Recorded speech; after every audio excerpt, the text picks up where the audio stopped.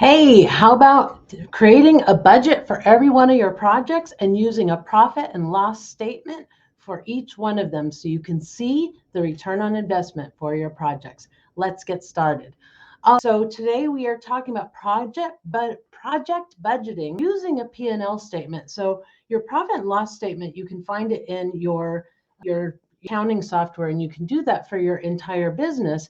But what I'm proposing here is to use a profit and loss statement for your projects, because then you can actually see what's going on and you can see where the money is going and which buckets it's going in. So let's look at an example of a profit and loss statement. You have the total revenue that you're bringing in, and then you have your cost of goods sold. So that's the cost of goods sold is if you buy a widget for $40 and you sell it for $100, then the cost of goods sold is $40 and the gross profit margin is $60 or 60% because it's $60.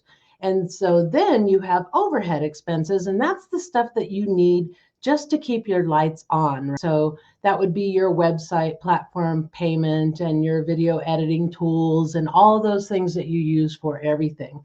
So when you use that, and now let's say you have from that $60, you're paying 30 of those dollars out to overhead costs.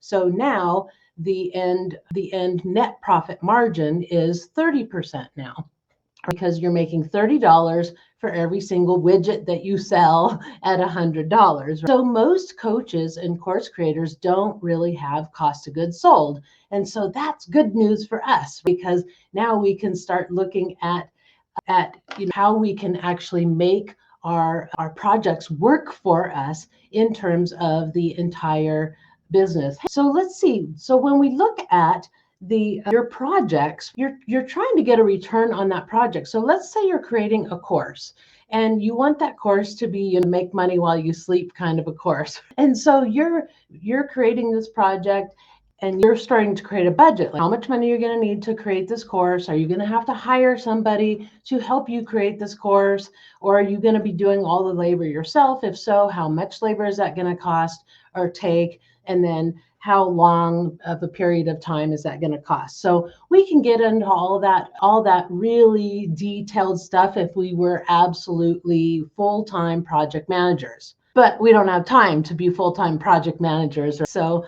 let's just do it a simpler way. So we're going to look at our project budget, and we're going to first, to create that budget, we need to look at all the things that need to be done and all the costs associated with all of those things that need to be done. So if it's the first course you're ever creating, you may need to be adding a membership site to your portfolio of software that you have, and that's going to cost you some money, and it's going to cost more money up front if you have to pay expenses before you even have clients in there, right, paying for it. So make sure that you're adding all of those things in, because those are going to become part of your overhead. Now, for other things like your website, stuff like that you already have going, I wouldn't worry too much about the overhead expenses of your website and all that stuff.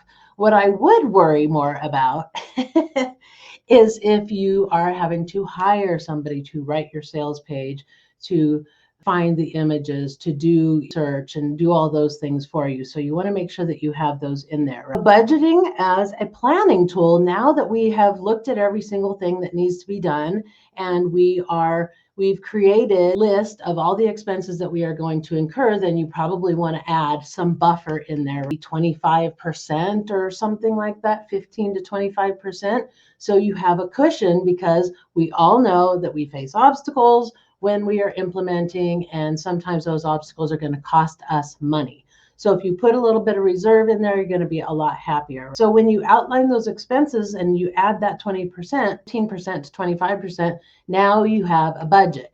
Now you want to make sure that you track every single one of these expenses so that you can make sure you stay within that budget. And then you can use your profit and loss statement, a mini one, if you will, for your projects. So The first thing it does is it helps you plan your profit and loss statement, because now you can, just in a spreadsheet, you can create a profit and loss statement and you can put your anticipated expenses in there and the anticipated revenue that you expect to get. And then you can compare it to a real profit and loss statement as your project goes along. And so that's one of the things that you want to start with, is you start with this before baseline of what you expect it to be, and then this after result. And then you can keep track of that after result every single month, every single year. And so you can see how that profit and loss statement can help you a bunch to figure out how is that project performing. Now, remember, I've told you before in the past that stays a project as long as the product that you've created from that project is still out there, because you go into basically a continuous improvement process, right? And so the first time out, maybe your profit and loss statement is not showing the results that you wanted to show it. So you're going to go in and you're going to use your KPIs to start making improvements. And then you're going to compare the new results to your old results. So you can see how a profit and loss statement over time can help you to watch and manage how well you're doing on your improvements. And so that's when you start getting into those KPIs, the detailed KPIs, like open rates of your emails and how many people are on your web on that page and how many of them are converting, how far, even in mouse flow, you can see how far people are going down your page before they bail, if they're bailing out. And so that's why you want to have this profit and loss statement, because for the life of that product, you're always going to be producing revenue, you're always going to be having expenses for that thing, and you want to make sure that you're getting a good return on your investment. So let's say you start with a project and you're like, oh, I'm going to do this particular thing. Let's say it's a live event. You're going to do a live event for the first time ever, and you want to hire a coach to help you do that, help you do the marketing, help you build your audience, do all the things that you need to do in order to have a good live event. Maybe that coach costs $5,000.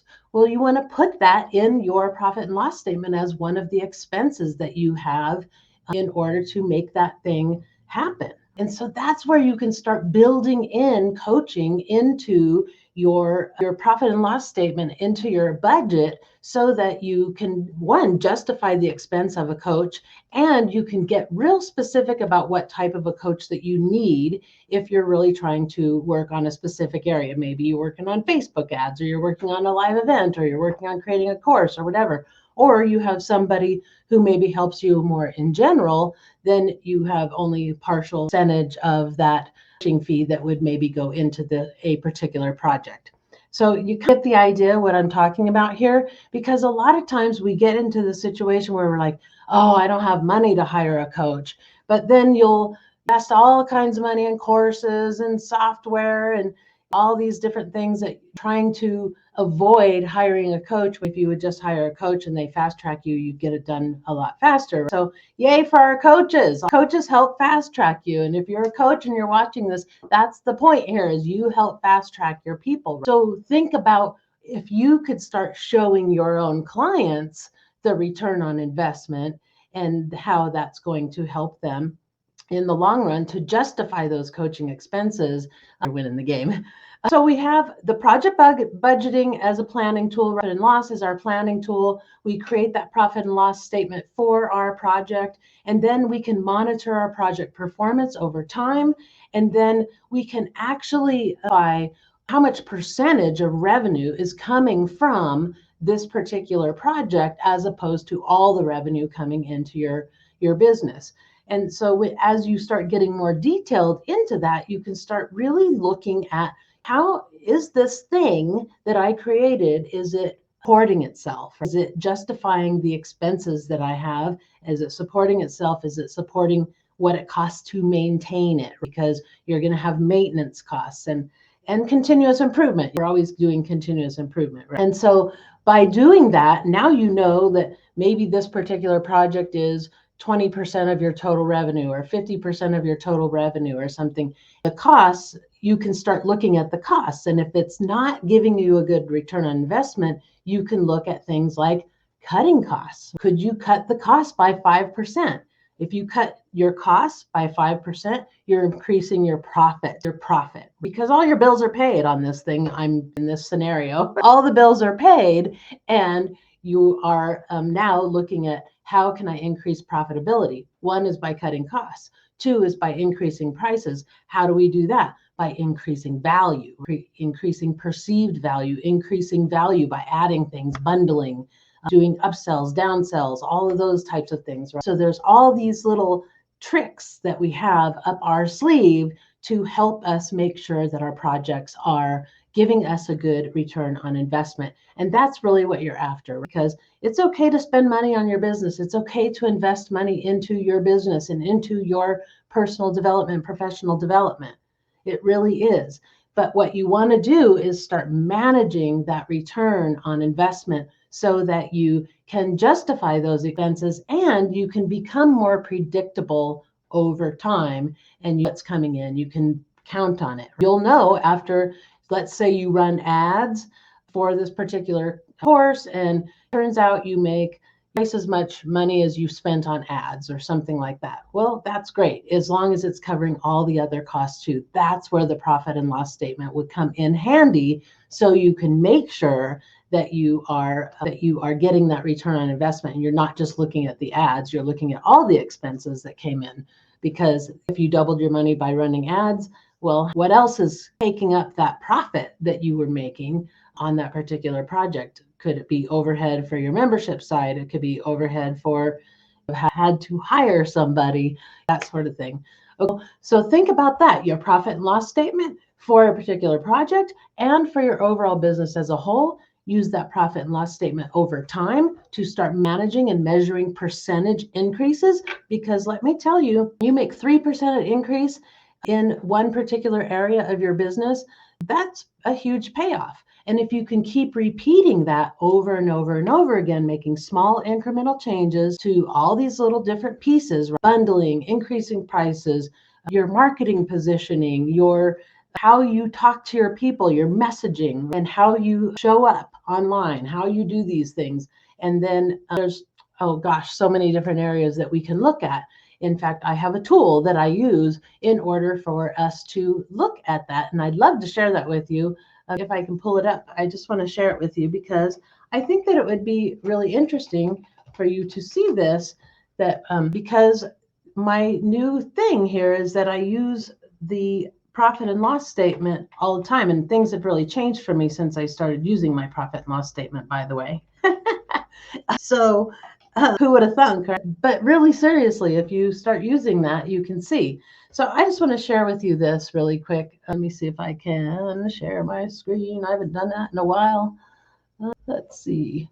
Here it is. So check out this cool tool. So this is a simulator that we have. And so I just put in $100,000. Let's say you have a business, you're making $100,000 and your gross profit margin is 50% and your net profit margin is 10%. That's pretty typical for a small business. So it's kind of just something I'm using. However, remember what I said is that coaches often don't have cost of goods sold. And so this would not accurately reflect that.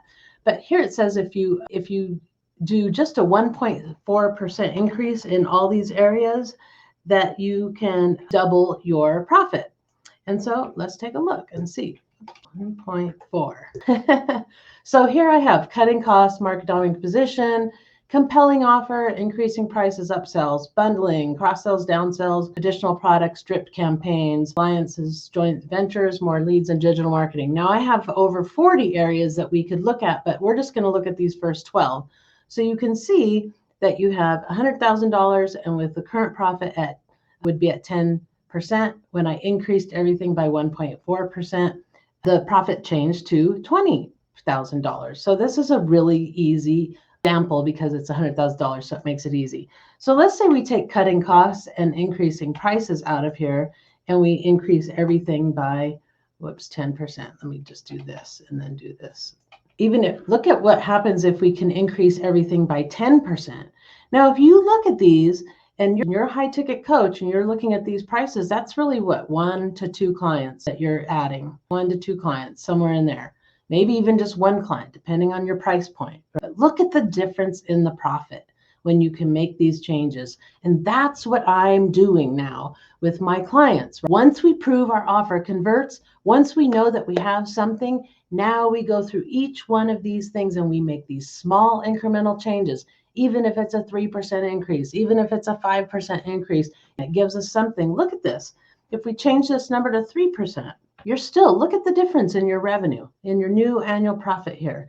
The expected increase in revenue is $38,000, and your new annual profit is $33,000. So you can see how these little tiny changes can make such a huge difference. And we have a complete formula to do all of these things so that you can do them in a really easy, non-overwhelming way, incrementally improving on your business so that you can keep optimizing and getting better and better and better and making more and more revenue and more profit for you and your family. That's kind of the idea. And that's why we start looking at our profit and loss statement, because now we're looking at these small changes, right? Because the devil is in the details. Once you prove your offer converts, then you just incrementally change everything. And that's why profit and loss works so well for this, because it gets you hyper aware of actually what's happening with your bottom line. I hope that helps. Hey, I want you guys to get signed up for my new masterclass coming up. You can get it at thescrumshop.com/sign up. I am doing a masterclass on the 5-step profit acceleration formula, and I'm going to be covering 4 different areas. I'm going to be covering that market dominating position. I'm going to be covering the compelling offer, your drip campaigns, and getting leads and getting more leads into your business, and what the little formulas are for these things. So you'll get to learn a little bit about how we do these things to increase our revenue and profit by just small amounts to make big, huge changes in our business and our revenue and our profit, that bottom line. All right, you guys, I hope you'll get signed up. Again, it's at thescrumshop.com/sign up. It's on April 24th. So get signed up now. All right, guys, I will see you in the comments. Thanks.